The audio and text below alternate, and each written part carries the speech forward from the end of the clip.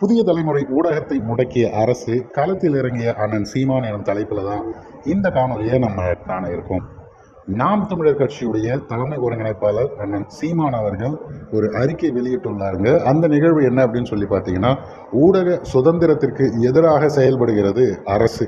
இது எந்த வகையிலுமே ஏற்றுக்கொள்ள முடியாத ஒரு நிகழ்வு அப்படின்னு எல்லாருக்குமே தெரியும். ஏன்னா எக்கச்சக்க கேள்விகள் அண்ணன் சீமான் அவர்களிடம் கேட்குறாங்க. அதில் நிறைய தவறுதலாக கூட இருக்குது. அதை நம்ம கடந்து போகலாம், இல்லை அவருடைய கோபத்தின் வெளிப்பாடை வெளிப்படுத்தலாம். ஆனால் நீ எனக்கு எதிராக பேசவே முடியாத மாதிரி நான் அதிகாரத்தில் இருக்கேன்றதுக்காக உன்னை முடக்கியவன் அப்படிங்கிற ஒரு விஷயம் செய்வது அப்பட்டமான ஒரு சனநாயகத்திற்கு எதிரான ஒரு செயல். இதற்கு அண்ணன் சீமான் அவர்கள் வெளியிட்டுள்ள அறிக்கையில் என்ன குறிப்பிட்டிருக்காங்கன்னா, தமிழக அரசுடைய கேபிள் சேவையிலிருந்து புதிய தலைமுறை தொலைக்காட்சியை நீக்கி இருக்க திமுக அரசின் செயல் மிகவும் கடும் கண்டனத்திற்குரிய ஒரு செயல்.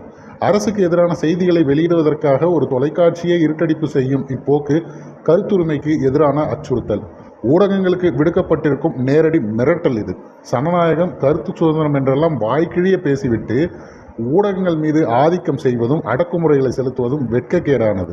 ஊடகத்தின் மீதான ஒடுக்குமுறைகளை கைவிட்டு உடனடியாக தமிழ்நாடு முழுவதும் புதிய தலைமுறை தொலைக்காட்சியை தெரியும்படி அரசு கேபிளில் மீண்டும் இணைக்க வேண்டும் அப்படின்னு அண்ணன் சீமான் அவர்கள் கேட்டுக்கொண்டிருக்காங்க. இதில் நேரடியாக ஸ்டாலின் அவர்களுக்கு அண்ணன் டேக் செய்து இந்த விஷயத்தை பதிவு செய்திருக்காங்க.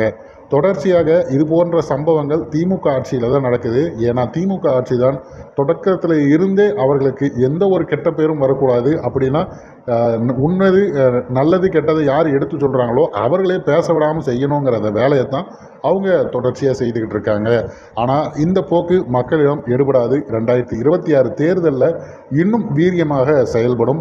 புதிய தலைமுறை இப்பொழுதாவது அரசுக்கு எதிராக பேசுகிறோம் அப்படின்னு தெரிந்தும் தொடர்ச்சியாக இப்படி செய்துக்கிட்டு இருக்க பல நிகழ்வுகள் பாராட்டுக்குரியது.